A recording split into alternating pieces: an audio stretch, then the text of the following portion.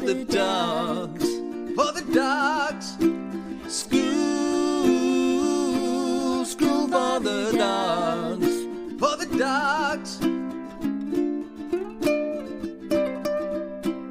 Okay, Ken, why don't you just go ahead and introduce yourself and your business, and we can go from there. Cool. My name is Ken MacLeod. I have a dog training company in Hoboken, New Jersey called My Positive Pup. You can find us on the web at mypositivepup.com. I am a positive reinforcement dog trainer, obviously, with that name. And I also work in the film industry at Saturday Night Live. And to say the least, both of them are pretty crazy businesses. So let's talk about your what would you say, bifurcated career. Which came first? Well, and actually, also, are you originally from New Jersey? Where are you from originally? I'm originally from Massachusetts. I moved down to New Jersey when I was, I guess, a sophomore in high school. Became a huge Springsteen fan. Who couldn't? And then went to college to Penn State and came out and got into the film industry. I really didn't have a lot of interest in dogs until I met my wife, I guess 14 years ago. And she had a dog named Mac, who is a Parsons Jack Russell, who just I completely fell in love with. And everything kind of started from there. I had trained Mac to be in a couple commercials because I worked in the commercial industry. And it all kind of, snowballed from that. We're training him for commercials. Were you doing it with any guidance or just by feeling? Just like he'd have little parts in a commercial, like, pick a newspaper up and run to the door, go to the couch and bark at somebody. And it wasn't like I was doing this for work. It's just that Mac was really, really good at it. And at that time, Parsons Jack Russells were very, very popular. So in being in the film industry and around people, both my wife and I, we just knew producers and said, hey, would Mac want to be in it? Would Mac, it'd be okay if they had Mac in this? And he'd be like, sure, no problem at all. So that it kind of started that way, accidentally, I guess. But even at that time, I wasn't like looking at myself as a dog trainer. It wasn't until Mac had passed. And then we got Scooter, my oldest dog right now, who is my special needs child. But I'm curious, going back to Mac, how did you even have any idea how to teach a dog to go to the couch and bark? I didn't. I kind of looked at videos at the time. I kind of read a little bit about it. Mac was really, really intuitive on knowing what you wanted, and it really was easy. Maybe it was what I was doing, I don't know at the time, to be honest with you, but a lot of the time it was putting peanut butter on the couch, standing behind the couch on the other side, moving my hands up and down, because we taught him how to bark with the opening and closing of my hand. So that was like one of the things that we did, but it did take a lot of peanut butter, like picking up the newspaper, that type of thing. And that's how it kind of started. It was strictly accidental. And honestly, at that time, I didn't know anything about positive reinforcement at all. Not that I was ever negative reinforcement or anything like that. It just none of it had even occurred to you. I mean, I think I was sort of in a similar, I think I was in a similar camp when I first, let's say, discovered positive reinforcement dog training, where I never thought there were different ways to train a dog. I just thought dog training was just kind of this one thing. Right. And I also think the thing what happened was with Mac, because he was such a great dog. And I always tell my clients this, that if Mac wanted to go skydiving with me, or if we both decided we wanted to go skydiving, Mac would happily jump out of the plane with me. My dog Scooter right now wouldn't probably even get into the cab to go to the airport. Mm-hmm. And what had happened was when we got Scooter, I realized wow, dogs are really different. I had no idea. I just thought I was going to get another Mac. Mm-hmm. And Scooter was very, very reactive, very afraid of a lot of things. And it just broke my heart so much that I just said, I can't let this poor guy live like this. And that's when wanting to become a dog trainer, wanting to become a certified dog trainer was really, really important. And it's when I went into Karen Pryor. How did you make your way to Karen Pryor Academy? I researched a bunch of different places, and one of the things that I liked about Karen Pryor Academy was the fact that you actually had to prove yourself in front of people. It wasn't just an online course. We had four or five, I forget exactly what it was, very long weekends, and that we had to go to in addition to learning online. Yeah. And once again, Scooter was the challenge dog of the class. Now, were you working with Steve Benjamin? Yes. Yeah, me too. Love Steve. Yeah, I'm a graduate Love Steve. also. Matter of fact, I think Steve couldn't stand me at the beginning just because I was also just a difficult student. I questioned everything, just questioned everything. And Scooter, like I said, was a handful in class. He, because he was fearful, he was around 7 or 8 other dogs. So it was stressful for myself and for Scooter. But there was one weekend, I think it was the third weekend, where it just all kind of connected for me and for Scooter and for Steve. And at that point on, I was just like blown away. It just like it was all coming into place. And what made the everything come together? Once again, it's attitude. And I think for me, it took some convincing. And I think it's the same way with when my clients come to me now, because we all kind of come to dog training either as like a client comes to me or when I was a client of Karen Pryor, that you need something that just makes it happen. And I remember we had to go up in front of the class and do a few things, and Scooter killed it and he nailed it. And the reason why he nailed it was because we practiced and practiced and practiced, and it just made sense. And I think what happens to clients of mine is when they come back for their second or third session, or sometimes even in their first, it's a light bulb that goes off and goes, oh, I get it. Everything that I had been thinking of ahead of time, or what I thought, wasn't right. It was just a different way of thinking of things. And one of the big things for me as a trainer that I do at my place is to get people to think differently about training. And one of the things that I know is we tend to humanize our dogs too much. In the fact that, like, well, what's the problem? I get it. Why don't they get it? Like, what's the problem? I don't even see what the problem that they're struggling with. What's the issue? And it's like, they're dogs. There is an issue. There's a huge issue. And you need to come to figure out and come to terms that they're having this issue and what you can do to actually help them cope better. And that's a lot of like what I teach. I teach for people to understand, being safe and having their resource, whatever it may be, food or treats or a squeaky ball or whatever. Those two things are so vital for the dog to survive, and how to get people to grasp that. Because like I said, I think just people come from the mindset of, well, why can't they just do it? What's the problem? And I think that's a shame. It's not really what it's about. I think does that make sense? Yeah. Although it's funny because I feel like I think more in terms of how can I get people, rather than seeing the dog as like a furry human who why can't the furry human understand what I want? Why doesn't their brain work exactly as mine does? Right, and more in terms of thinking about what they know about behavior as a human, as being a human animal, and thinking about the way behavior works, the way we can understand it as humans, and how that might apply.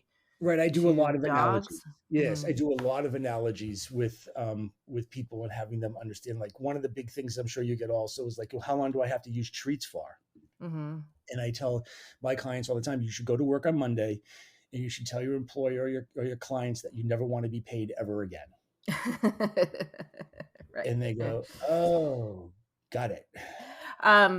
But I'm interested in how it sounds like you went from having a dog that had some issues to, I want to be a certified dog trainer.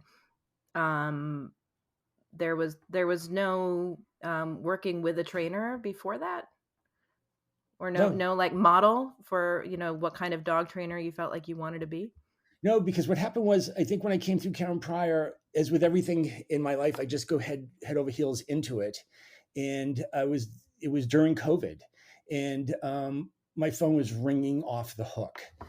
And I took on, dogs that I felt as though I could take on. I don't take on dogs with Wait, separation I'm sorry. anxiety. When you started Karen Pryor, your phone was ringing off the hook? No. After I got Oh, out of Karen Pryor. oh, but I mean, but on your way to Karen Pryor, I mean, there was no dog trainer that you started to work with, or no sort of realization that, like, oh, I don't want to be a compulsion trainer.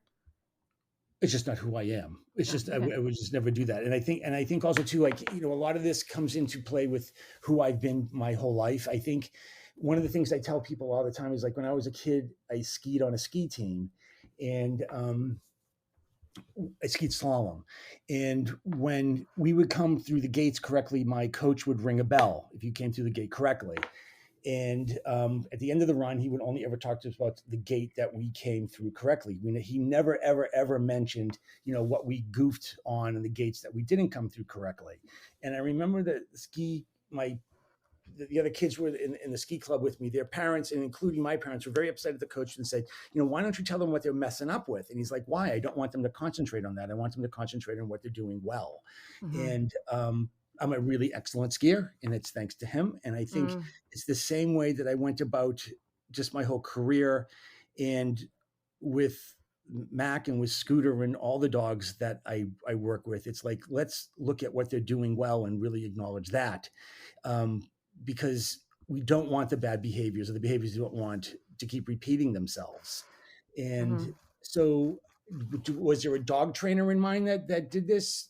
No, I can tell you there was a lot of dog trainers who I didn't want to be like Cesar Milan.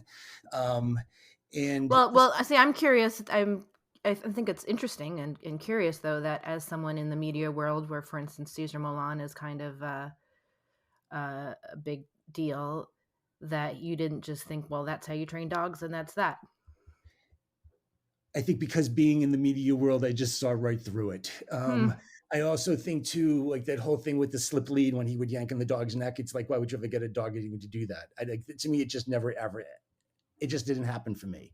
And I think too, it's because of the fact that, my mom would always say too, you get, what is it, more with honey than you do with vinegar.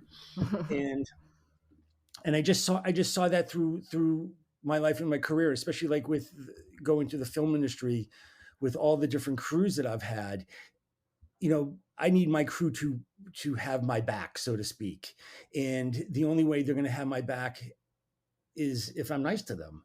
And it's happened that way. It's especially at Saturday Night Live when I first started there.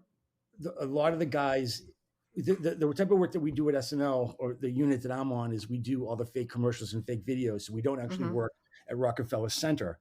So these guys who only ever did work at Rockefeller Center suddenly were now on the road with me, going to different locations, and they weren't very good at it. They kept, busting stuff, and they just didn't know what to do. So I wasn't about to like critique them on what they were doing wrong. Anything that they did right, I would just congratulate them on and praise them. And I have the greatest crew on the planet. And it's the same way that I go about with the dog training and with my clients and so on, is during the sessions and so on, I praise my clients when they're doing something great. When they're not, I don't really say much.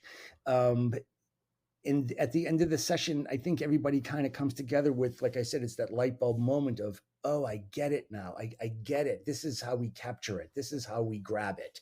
And it just seems to work well that way. So no, I never really had a dog trainer, so to speak, that, what do I say, inspired me.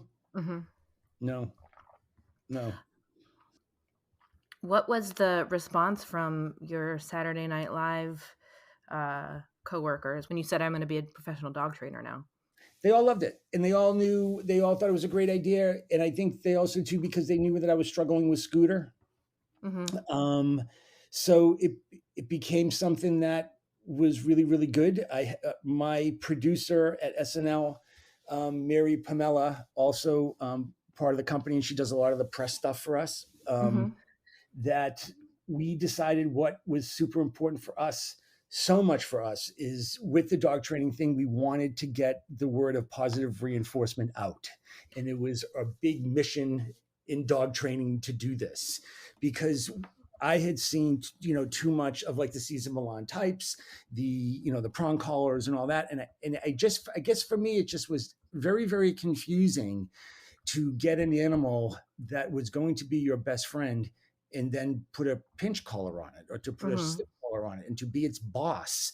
I've always wanted, my dogs and to be my friends, not to be their boss.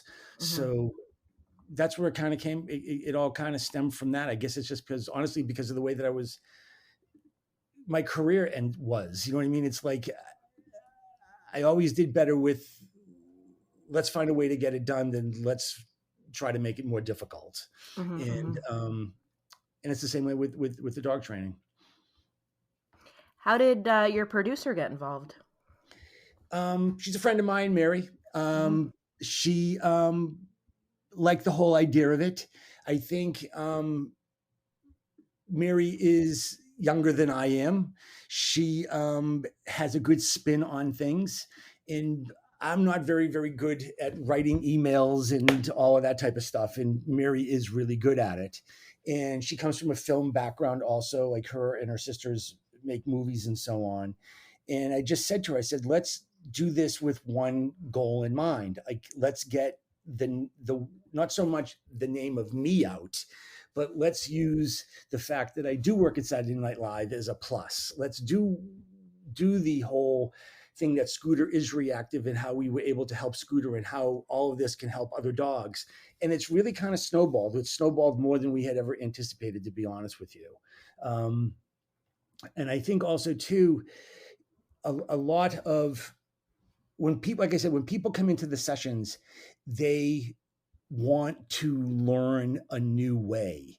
And television has made it that we only know one way, and that's the Cesar Milan way, so to speak, of being the boss and all that stuff. And I think when they come in, it's very refreshing for them. It's like, oh my God, I never really thought of it this way. I never knew it this way. And, I explained so much to people, environment, how important it is to be aware of it. Like, one of the things I find really fascinating is I have a house up in Vermont, which actually I'm at right now, is in the summertime when people have parties with dogs, no one pays attention to the dogs.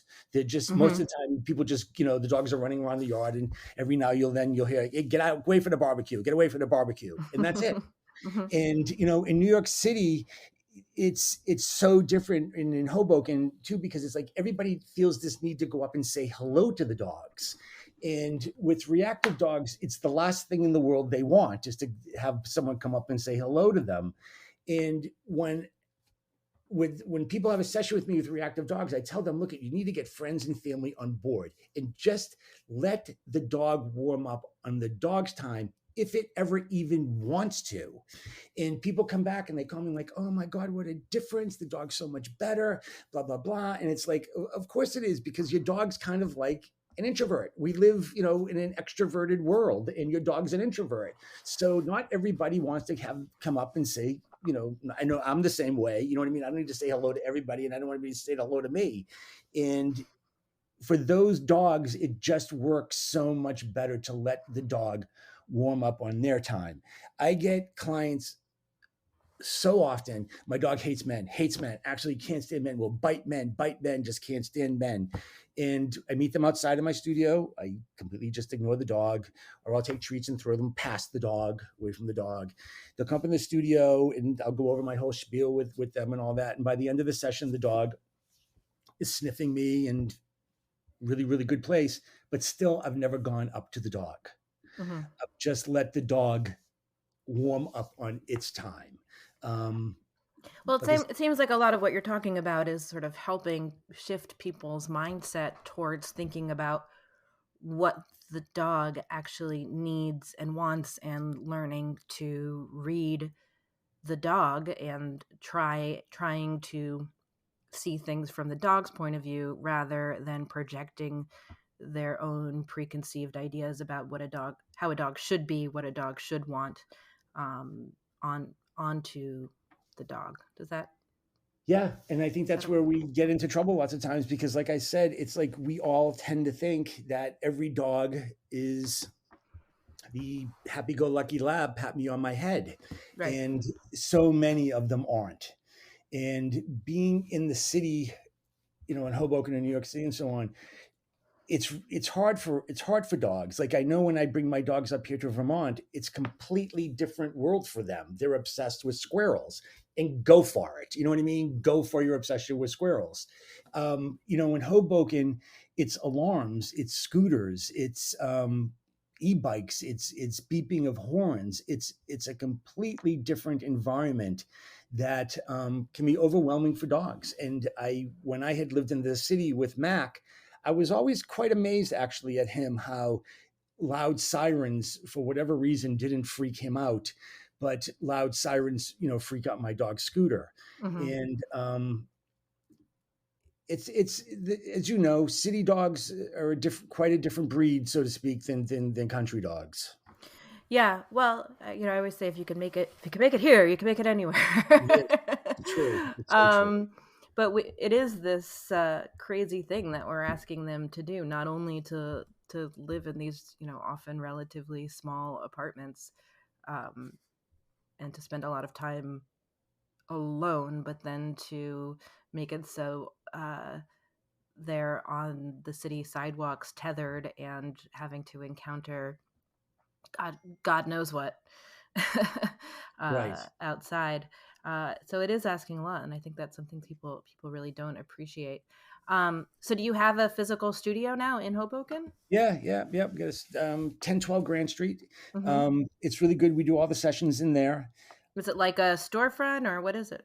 No, it's like an artist loft. Okay. Made up a bunch of different little studios, and we don't do classes. It's all one-on-ones. Um, and it's just I kind of been struggling with the classes. I just haven't found the time for me to do them, with SNL and so on. And I know you guys do a ton of classes, and I'm very envious of what you do. I'm a big fan of everything that you do. I give you lots of credit. But I think for me, it's like the trainer I do have, Lauren, does a lot of the puppies and the younger dogs, and I tend to do more of the reactive dogs. Mm-hmm.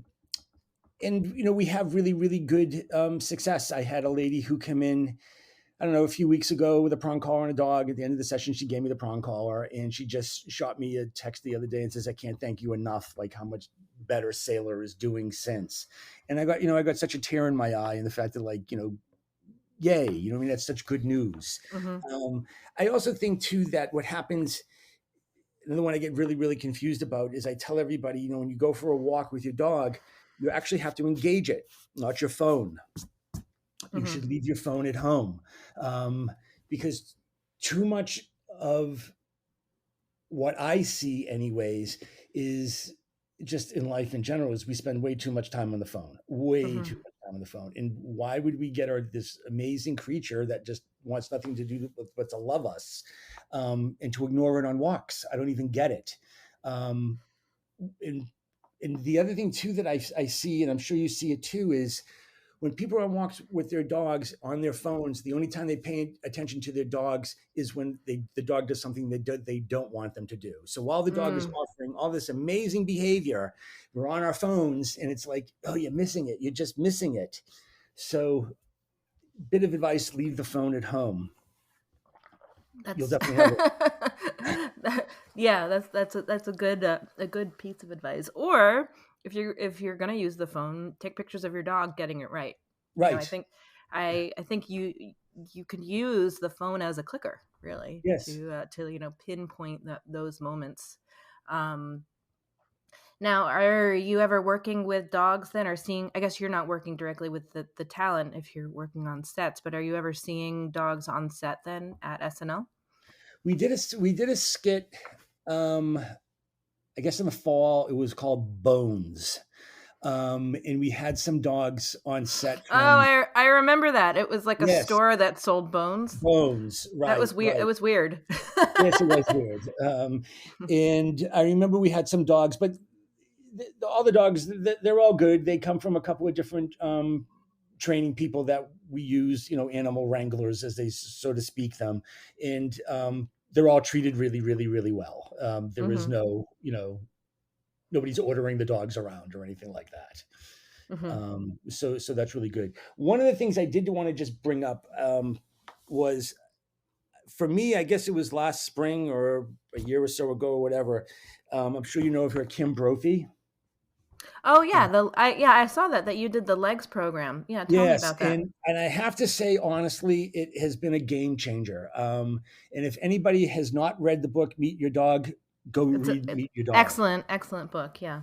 Amazing book. And I think for me and for my clients, I tell them, you had mentioned the fact it's like about dogs spending all this time in their crates at home alone and all that. And so much too is what I tell people. It's like, you have to understand, even if it's a mutt, what are the types of breeds that your dog is made up of, and how important it is to understand what their needs are of that breed. The other one that I'm really, really big on is enrichment. And I think, you just can't walk your dog in the morning, one afternoon walk, and then one at night and think it's enough. It's not nearly enough. Going to parks with 15-foot leads or 16-foot leads and letting them sniff is so crazy important. And I tell people too, it's like, remember, when you go for a walk with your dog, it's for your dog. It's not your walk, it's the dog's walk, as I try to say. And I tell people, if you're in a rush and your dog doesn't really walk well, don't take your dog along, because you're just going to frustrate you and your dog. But one of the things that we try to do, my wife and I, is every single day when we're in Hoboken, is to take the dogs over to Liberty State Park with like these really long leads and just let them take us on, as I'm sure you know the terminology, sniffafaris. Mm-hmm. And it's really good for them, and I can see how much it's helped them. And when I tell people this and explain, go take your dog on a really beautiful walk out in a park, just not around, smelling concrete, and let them sniff and sniff and sniff and see if you notice any difference. Like, oh my God, what a difference it's been. Mm-hmm. It's like, of course it is.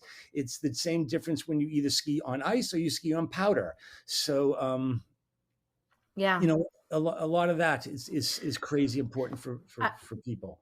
I often recommend, especially people with smaller dogs, that they train the dog to be okay going in a bag, because sometimes you really do just need to get your dog somewhere, or Yes. you want to bring your dog somewhere, and it's your dog might not be able to keep up with you.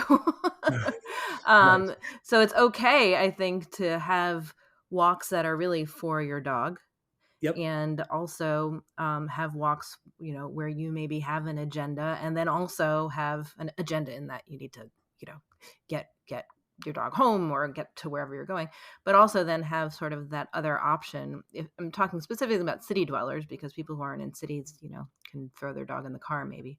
Right. But as someone who's had a dog in the city now for many, many, many years, it's certainly been a game changer for so many reasons, to be able to put my dog in a bag and take the subway, take a cab, take It's the funny you bus, say that, whatever. because when I lived in the city with Mac, we had like, one of those LL Bean tote Oh yeah, bags. the boat and tote, yeah. Yeah. And we would Mm-hmm. put Mac in that all the time, get in the subway. All right, Mac, get in the bag. And he'd just jump in the bag, no problem at all. And we would take him around the city like that all the time. Mm-hmm. And he loved it. He loved it. And it's funny you mentioned that about the bag. One of the other things I tell people, especially with young dogs, is getting them socialized and so on, as they say, take them to Home Depot, bring like a mat, throw it in the shopping cart, Mm-hmm. and push your dog around Home Depot and Lowe's. And the clients who do always call me back and go, oh my God, it was so great. It was so wonderful. He just likes it now. And, and all of that. So it's like a tip of mine to like get the dogs out and get them used to seeing certain things, but where they still feel safe. Yeah. But during the pandemic, I suggested that people go to like parking lots of somewhere like Home Depot. Yep. At least you're seeing like lots of different kinds of people carrying weird stuff. Yep. It's funny because Mac used to, whenever we would drive by, I don't know if it was just something I would notice or not, but it always seemed as though if there was a Home Depot sign, he'd always like pick his head up. Are we going in? Are we going in? Can you talk a little bit more about legs What it is, since you've done the program and what the program is? You know what? What it did for me. So what it did for me with the legs program for me is it gave me a whole new way of understanding how dogs learn. Well, let's go back. What does LEG stand for someone who knows nothing about it? It learns for learning, environment, genetics, and self. And the part that hit me the most, I guess, is when I am in Hoboken, it's environment. And when I am in Vermont, it's not so much environment anymore as it is learning. And I don't know why it is. It just happens to be that way. But one of the things I spend a ton of time on with my clients is having them understand that, like, every city block you go down is completely different for the dog. And it was kind of when we went back to the beginning of this conversation about humanizing our dogs, is every block is different for the dog. It may be the same for us. And because every block has a different sound or doesn't have a sound, we may not notice it, but the dog does. So where people, I think, struggle with the whole environment thing is having, you got to really be aware of the environment. And I don't think, honestly, what I have seen is people don't even consider the environment. And that's what I try to get across to people so much, is be able to understand that environment. Because people will tell me all the time, like dog will come to an intersection and not want to move anymore. It just wants to stay there. And it's like, well, give it a moment to absorb. Give it a moment to actually understand what is going on before you hurry it down the street. And so for me, like I said, what I got so much out of the legs was having the dogs be understanding what safety is and how important it is for them, understanding the environment, and understanding how they learn and how each dog learns differently. I mean, I could talk about legs all day, which we just don't have the time, obviously, to go on and on and on about. But it was definitely a game changer for me in being able to help people. And especially, like, I have clients up here in Vermont, which I don't go over the same stuff with as I do down in Hoboken, where up here, how do I explain it? It's not, they don't have the noises that we have down there. So what I tell people, I don't want to sound repetitive, is the environment plays so much in a dog's learning, and especially in a city environment, and where we need to be so aware of this. Like, I wish we had eyes out of the backs of our heads, especially with reactive dogs, because if you're not aware, your dog's going to fail. And being acutely aware of what your dog is going through because of the environment will give you so much more success. And that was the big thing for me, as I said, that I took away from legs, having teaching city dogs. Now, is it a real-time course? Is it video? It's a video. Or? It's Kim Brophy. It's a really super long video. There are quizzes and so on inside of it, but it's a whole bunch of stuff that I never even would even have considered before. I'm obsessed with ethology now, where I never was in the past. Obsessed now with dogs' needs because of who they are with breeds and so on. I'm obsessed with when people come in, of really kind of, breaking it down and going, well, so much of what the behavior that you're having with your dogs right now is because your dog's not getting what it needs as a breed. My youngest one is a mini Australian Shepherd. Her name is Jersey. And, she loves to come up in my ankles, you know what I mean? And all that type of stuff. And I have mini Australians seem to be very, very popular, at least in Hoboken now, and how people say, well, my dog does this and wants to herd all the time. And it's like, well, you have to give the dog a job to be able to do that. You can't just ignore it, so to speak. So that's what I tell them. It's like, you got to give the dog something to do. So one of the things that we do with Jersey is she just loves to constantly be herding and herding and herding. So we bring her favorite squeaky toy, which is a worm, with us on walks. And we take it and we throw it on the ground, go take. And she goes and gets it. And she feels really big girl about it. She picks it up and she'll run with her worm. So it's worked with helping her being able to so-called herd things. You know what I mean? And ever since we started taking the worm with us on walks, she's been really, really, really great. Where before she was constantly, I guess, looking for something to herd. So those are the type of things that I try to tell people. It's like, you got to look for what your dog's built for and incorporate it. Like, with retrievers, it's like, you don't play ball with your dog. Like, your dog's like going crazy. It needs to have that. So those are the things that I got out of legs, that has helped, I think, a lot of clients understanding what the dogs actually need. Yeah. And, not to get all, like predatory sequence, modal action patterns, and all that type of stuff that no one even thought about before, where I think the legs program has helped me help clients in having my clients understand, look, your dog's just being a dog. You can't yell at your dog or scold your dog for what it's actually built to do. If someone's listening to this and just interested in getting into dog training, maybe at a professional level, what do you suggest that they do first? Go to Karen Pryor. I would say that. Okay. Go to Karen Pryor. Go to at least a program that is certified, that covers a lot of bases. I think, for me, so much of, and I know you too, is when I look for people to come work at the company, they have to have a certification, or be willing to come to the company and get certified while at the company, because it's something that you're not going to get elsewhere, so to speak. And I think one of the things too that has surprised me as a dog trainer is how emotional it is. I've been quite surprised by that, to be honest with you, and how, and I wish there were times I could have had cameras set up all over my studio where, suddenly the client just starts crying. And it's like, oh my God, I've been doing this all wrong and all that. And it's like, you just haven't been doing it because you didn't know. So it's definitely more emotional than I had ever dreamed of. I don't know if you feel the same way. For me, I feel like it's emotional in ways that goes beyond dog training. Like, I have family that uses shock collars on their dog, and multiple types of shock collars, and their dog attacks other dogs, and they see neither thing as a big deal, and they don't understand why I can't, like, they think I'm like holier than thou about it all, and don't understand how it's all so upsetting to me. Yeah, it is very upsetting. One of the things I've actually started doing on Instagram, to be completely honest with you, is like anybody who uses the prong or the shock and all that stuff, I just block them. I can't even deal with it. I try, for me, is if I see people in the streets and so on, I'll go up and kind of talk to them and say, hey, I'm a dog trainer. If you ever want to get a lesson, if they're using a prong collar and so on, come by, I'll gladly talk to you and all of that. And I do get people who come by, and I've actually acquired quite a collection of prong collars given to me, which has made me happy.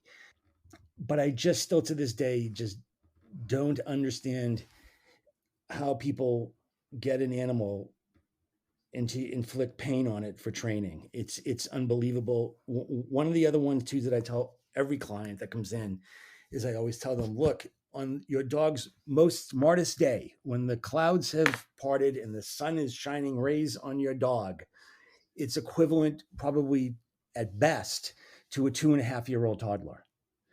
And they all kind of go, oh. And it's like, yeah, it's a 2-year-old toddler. And like, you wouldn't be putting a prong collar on a 2-year-old toddler, now would you? And they go, oh yeah, right. And the other thing too is that I tell people is, especially people come in with, I have a dog who's 6 months old or a year old. They're not really walking well they're not walking well on the leash, and I'm really frustrated and all of that. And I tell them all the time, and how many years did it take you to get good at algebra? Oh, and you're still not good at algebra. Well, right. And especially like when we're asking them to walk on a leash in this like super crazy environment. Right. And one of the other things too is I have to say that I got too from back to the Kim Brophy thing real quick, was she made up a really good point of like, animals are our captive prisoners. If you think about it, we keep them on a 6-foot lead. We tell them where to walk, when to walk, who to play with, when they're playing with it or with their dog. We are basically their captives. We are they are our 100%. Prisoners. Yeah. And if you think of other dogs who live in South America and so on, who aren't captive animals, and how they've had to adjust in the fact that Those dogs have to cope and they have to be friendly to survive, because they're scavengers, and how our dogs are just so different in what we do with them.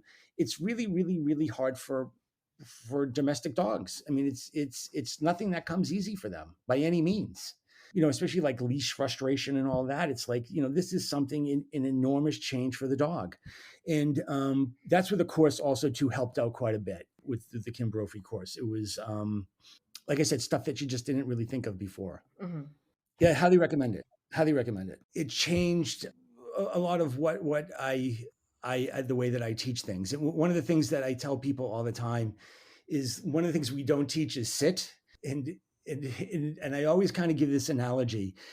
If you're walking down a dark alley and you're about to get mugged, and out of nowhere your mother comes and tells you to sit, it's like, are you insane? I'm flipping out of my brain right now and you want me to sit? This is insanity. So what I tell people all the time is, if your dog is showing signs of fear, showing signs of anxiousness, the last thing you want to do is put them in a sit, because it really puts them in a really vulnerable position. And I tell people to also, that if you're at a concert and here comes your favorite musician out on stage and you're jumping up and down and you're all excited and you're about to go into a dog park, about to go outside on a walk, whichever it may be, and your mother is sitting there screaming at you saying to sit, it's like, are you crazy?